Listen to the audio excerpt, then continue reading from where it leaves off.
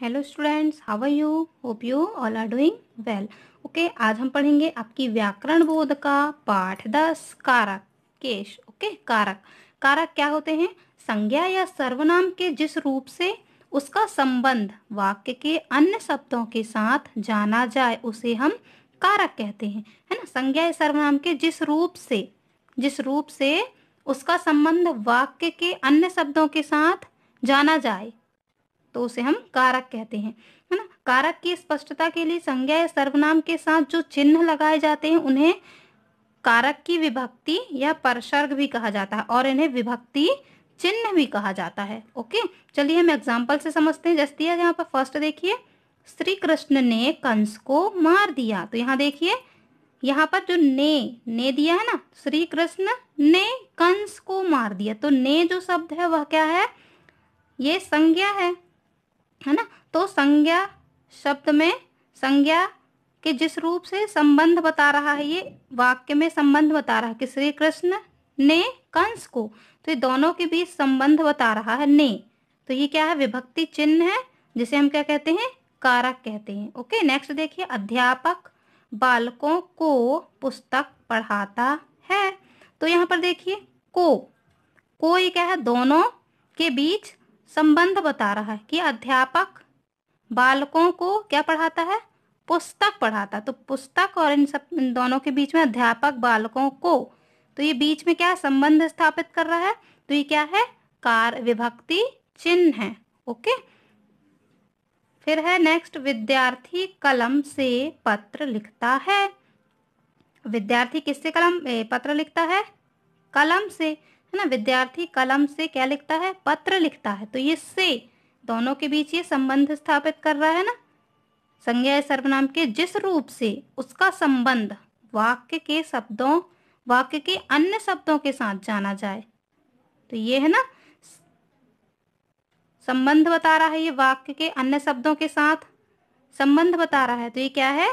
कारक है। ओके, और उनकी स्पष्टता के लिए संज्ञा या सर्वनाम के साथ जो चिन्ह लगाए जाते हैं वे कारक की विभक्तियां कहलाते हैं। ओके, चलिए, और इन्हें हम विभक्ति चिन्ह भी कहते हैं। कभी कभी कुछ वाक्यों में कुछ शब्दों के साथ परसर्ग का प्रयोग नहीं होता, जैसे सोहन दूध पीता है।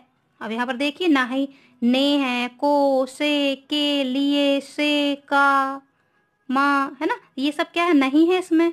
तो कुछ शब्द ऐसे होते हैं, कभी कभी कुछ वाक्य ऐसे होते हैं जिनमें विभक्ति चिन्ह या परसर्ग का प्रयोग नहीं किया जाता। इसमें सोहन और दूध के साथ परसर्ग का प्रयोग नहीं हुआ है। ओके, अब देखिए, हम पढ़ते हैं कारक के भेद। संज्ञा या सर्वनाम शब्दों का क्रिया के साथ संबंध अनेक रूपों में होता है ना। संज्ञा या सर्वनाम शब्दों का क्रिया के साथ संबंध अनेक रूपों में होता है। इसके आधार पर कारक भी भिन्न भिन्न होते हैं। कारक के 8 भेद होते हैं। कितने भेद होते हैं? 8 भेद होते हैं। भेदों के अनुसार कारकों के चिन्ह निश्चित किए जाते हैं, जिन्हें इन चिन्हों को हम क्या कहते हैं? विभक्तियां कहते हैं। ओके, कारक 8 प्रकार के होते हैं और इनके साथ इनके विभक्ति चिन्ह भी साथ में होते हैं। ओके, चलिए हम इन्हें पढ़ते हैं और आपको इन्हें याद करने का शॉर्टकट में भी मैं बताती हूँ। ओके, कारक भेद और उनकी विभक्तियां। यहाँ देखिए, कारक है ये, यहाँ पर विभक्ति और उनके उदाहरण दिए हैं। देखिए, कर्ता, पहला क्या है? कारक कर्ता।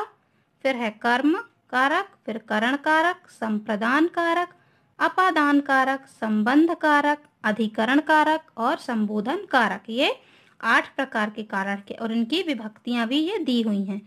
हम इनको विभक्तियों के साथ पढ़ते हैं। कर्ता, इसका विभक्ति चिन्ह क्या है? ने।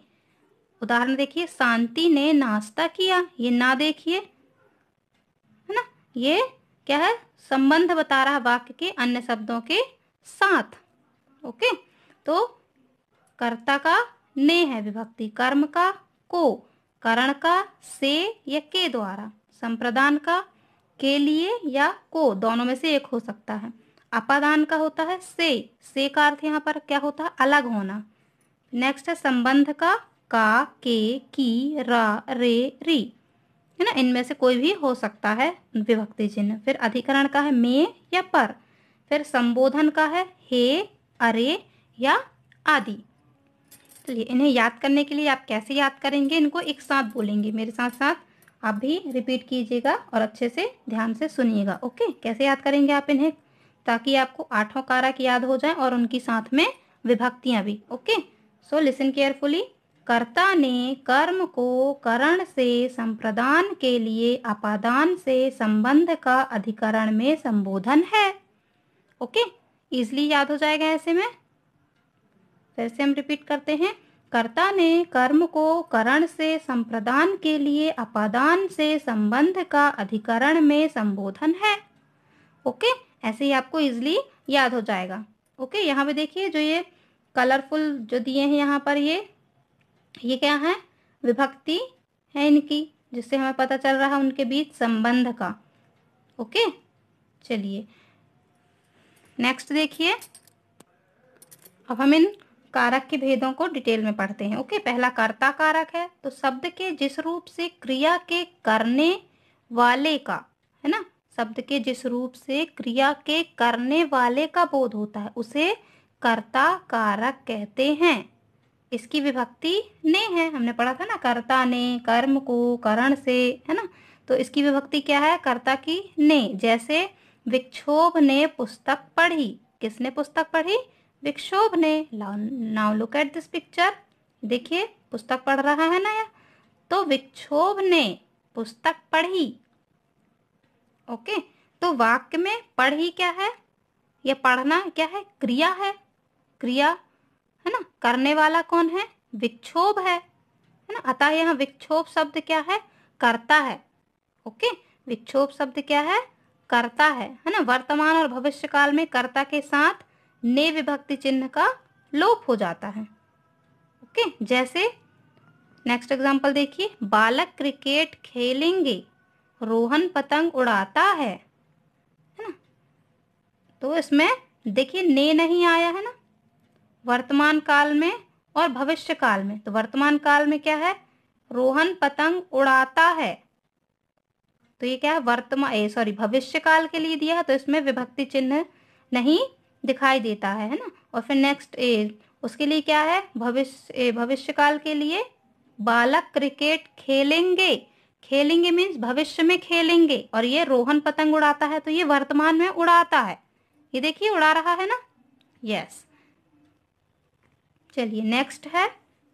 प्रथम वाक्य की क्रिया भविष्य काल में तथा दूसरे वाक्य की क्रिया वर्तमान काल में, अतः दोनों वाक्यों में कर्ता बालक और रोहन है यहाँ पर, यहाँ मोहन दिया। ओके, से साथ ने का प्रयोग नहीं हुआ है। ओके, नेक्स्ट देखिए। कर्म कारक, जिस वाक्य में क्रिया का फल संज्ञा या सर्वनाम शब्दों पर निर्भर करता है ना, जिस वाक्य में क्रिया का फल संज्ञा या सर्वनाम शब्दों पर निर्भर करता है उसे कर्म कारक कहते हैं। इसका विभक्ति चिन्ह क्या है, को। जैसे गरिमा ने निशा को संगीत सिखाया। Now look at this picture, देखिए गरिमा ने निशा को संगीत सिखाया, है ना, तो इसमें विभक्ति चिन्ह देखिए को, है ना। तो जिस वाक्य में क्रिया का फल संज्ञा या सर्वनाम शब्दों पर निर्भर करता है ना, जिस वाक्य में क्रिया क्या है, ये संगीत सिखा रही है ना, इसको सिखा रही है, तो ये क्या है, क्रिया है ना। अतः इसमें क्या है, निशा को कर्म कारक हम मानेंगे, है ना, क्योंकि उसका फल उसे मिल रहा है कि उसने सिखाया उसको, है ना। किसको सिखाया, निशा को सिखाया। तो निशा ने किसको संगीत सिखाया, गरिमा ने किसको संगीत सिखाया, निशा को। ओके, तो निशा क्या है, कर्म कारक है। ओके, नेक्स्ट देखिए। करण कारक, वाक्य में क्रिया को करने में, वाक्य को क्रिया को करने में प्रयुक्त साधन का बोध कराने वाले शब्द के रूप या शब्द को करण कारक कहते हैं। इसका विभक्ति चिन्ह से है। जैसे सिपाही ने चोर को डंडे से पीटा, है ना। Now look at this picture, सिपाही ने चोर को डंडे से पीटा, किससे पीटा, डंडे से आ रहा है ना विभक्ति चिन्ह से, परंतु वाक्य में क्रिया करने में जो प्रयुक्त साधन है है ना। पीटा, पीटा क्या है, क्रिया है, परंतु उसमें प्रयुक्त साधन क्या है, मतलब वह किससे पीटा है, डंडा से पीट रहा है उसको, है ना। तो प्रयुक्त साधन का बोध जो कराते हैं वह क्या है, करण कारक है।